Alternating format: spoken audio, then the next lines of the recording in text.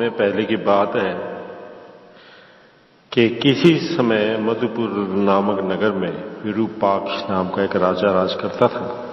एक दिन की बात है कि दो सिपाही एक आदमी को हाथ पैर बांधकर उस नगर के मरकट में ले आए और वहां उसकी बोटी बोटी काट कर चले गए। इतने में मांस के लालच में एक कुतिया अपने पिल्लों के साथ वहां आई। शायद वे सब भूखे थे। सबने तुरंत एक एक टुकड़ा मुंह में दबा लिया, लेकिन कुतिया ने तुरंत वह टुकड़ा थूक दिया और पिल्लों को भी खाने से मना कर दिया। उसने कहा, यह कृतघ्न का मांस है। कृतघ्नता से बढ़कर कोई नीचता नहीं है, इसलिए बचो। कृतघ्न का मांस कुत्तों को भी नहीं खाना चाहिए। उसी समय एक गिद्ध भी मांस की लालच में उड़ता हुआ वहां आकर बैठ गया, लेकिन मुर्दे का मुंह देखते ही उसने भी घृणा से मुंह फेर लिया और उड़कर चलने के वास्ते अपने फल फैला दिए। तब कुतिया ने उससे पूछा, क्या तुम इस कृतघ्न को पहचानते हो? अच्छी तरह पहचानता हूं, इसी ने हमारे पक्षी राज नारी जड़ को मार डाला। उस गिद्ध ने जवाब दिया।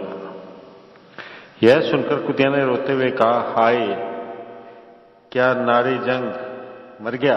ओ, क्या इसी दुष्ट ने उसे मार डाला?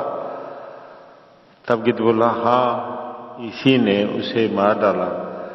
उस समय मैं उसी बरगद के पेड़ पर रहता था। 4 दिन पहले इस दुष्ट ने सवेरे आकर उस पेड़ के नीचे बैठकर रोना शुरू किया। बस बेचारे कोमल हृदय वाले नारी जंग तुरंत नीचे आ गए और बोले, कहो तुम कौन हो और इस तरह क्यों रो रहे हो? तुम किसी मुसीबत में पड़ गए हो क्या? तब इस दुष्ट ने कहना शुरू किया, मैं एक गरीब ब्राह्मण हूं। ब्राह्मण का नाम सुनते ही कुतिया ने आश्चर्य से कहा, तो ये क्या ब्राह्मण है? फिर इसने ऐसा नीच काम क्यों किया? यह सुनकर गिद्ध ने कहा, यह जन्म से तो ब्राह्मण नहीं था,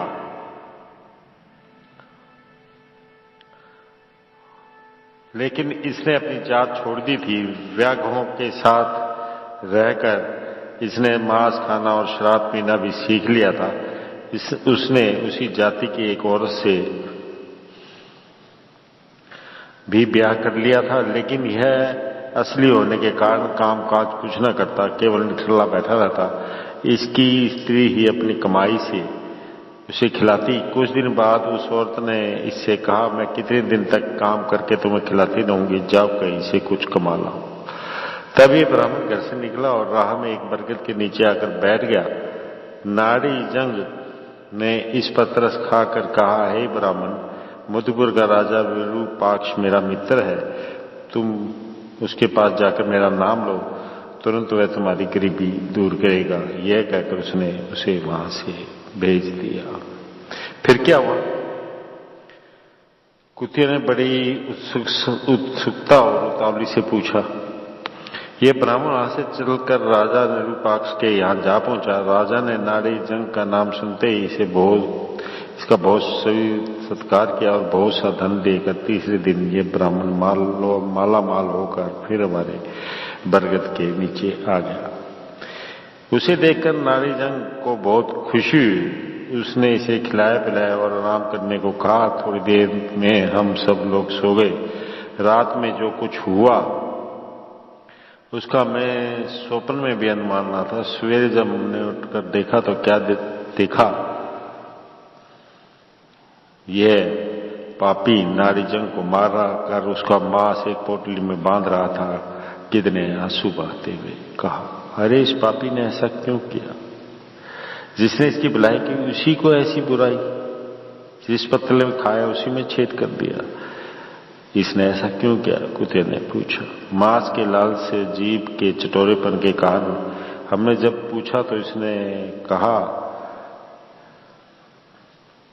और बताया। क्या कहा? यही कि यह बुगला खूब मोटा ताजा है, इसका मांस खाने में बहुत स्वादिष्ट होगा। राह में खाने पीने की कोई दिक्कत उसने ये कहा कि यह बुगला खूब मोटा ताजा है, इसका मांस खाने में बहुत स्वादिष्ट होगा, राह में खाने पीने की कोई दिक्कत ना हो, इसलिए मैंने इसे मार डाला।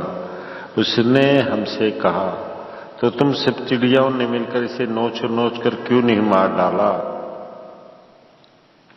हम सब इसकी दुष्टता को देखकर डर गए थे, कहीं कहा भी कि दुष्ट से दूर रहना चाहिए, फिर हम इसका क्या कर सकते थे, इसलिए हमने एक तोते के द्वारा राजा विरूपाक्ष के पास ये खबर भेज दी।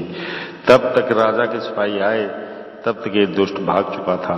आखिर उन्होंने कहीं से उसे पकड़ लिया और उसकी करने का मजा चखा दिया। राजा ने इसे दंड देकर बहुत अच्छा किया। गिद्ध और कुतिया में यूं बातचीत हो रही थी कि इतने में राजा विरूपाक्ष दल बदल के साथ उस मरघट में आए। राजा के सिपाहियों ने वहां चंदन की एक चिता सजाई।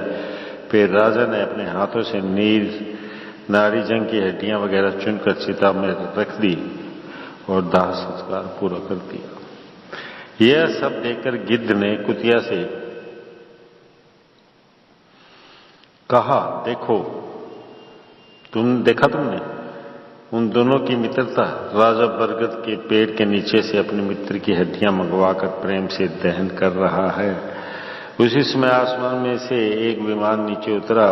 उसमें से एक देवता ने बाहर आकर कहा, हे राजा, मैं देव राजा इंद्र हूं। मैं नाड़ी जंग के प्रति तुम्हारी मित्रता देखकर प्रसन्न हो गया हूं। मैं भी तुमसे मित्रता जोड़ना चाहता हूं, इसलिए तुम मुझसे कोई वर मांग लो। तब विरूपाक्ष ने कहा, हे देवराज, नाड़ीगंज के बिना मैं नहीं जी सकता, इसलिए कृपा करके तुम मेरे मित्र को जिला दो। तब इंद्र ने उस राजा की बड़ाई करते हुए नाड़ी जंग को जिला दिया। तब विरूपाक्ष अपने मित्र बुगले से सारा किस्सा कह दिया और जमीन पर गड़े हुए उस ब्राह्मण के सिर की ओर इशारा किया। लेकिन नाड़ी जंग उस सिर को देखकर रोते हुए कहने लगा, है महाराज, आपने इसे क्यों मरवा दिया? तब विरूपाक्ष ने इशारे होकर कहा, ऐसा क्यों मित्र?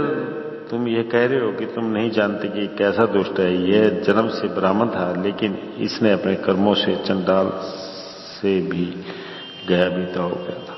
मैं ऐसे कर्दन को दर्द दिए बिना कैसे रहता? तब नाड़ी जंग ने जवाब दिया, महाराज, जो जैसा करता है वैसा ही भुगता है। हर एक को अपने पापों का फल भुगतना पड़ता है, इसलिए मैं नहीं चाहता कि यह ब्राह्मण मेरे कारण मारा जाए। क्या कहते हो तुम? कहीं बुराई करने वालों की भी कोई भलाई की जाती है? राजा ने पूछा। भलाई करने वालों की भलाई तो हर कोई करता है, बड़प्पन तो इसी में है कि बुराई करने वालों को भी भलाई दी जाए, नाड़ी जंग ने जवाब दिया। बुगले की ये बातें सुनकर इंद्र को बहुत खुशी हुई। उसने ब्राह्मण को भी जिला दिया। जब ब्राह्मण को मालूम हुआ कि कृतज्ञता के कारण उसने जिस बुगले को जान ली थी, उसकी कृपा से फिर उसको जीवन दान मिला है, तब वह बहुत शर्मा गया और तब से उसने अपना सारा जीवन पूरी तरह सुधार लिया। तो ये कहानी का नाम था बुराई का बदला। अच्छी लगे तो बता दीजिएगा। मिलता हूं आपसे फिर एक और नई कहानी के साथ कुछ देर के बाद ही।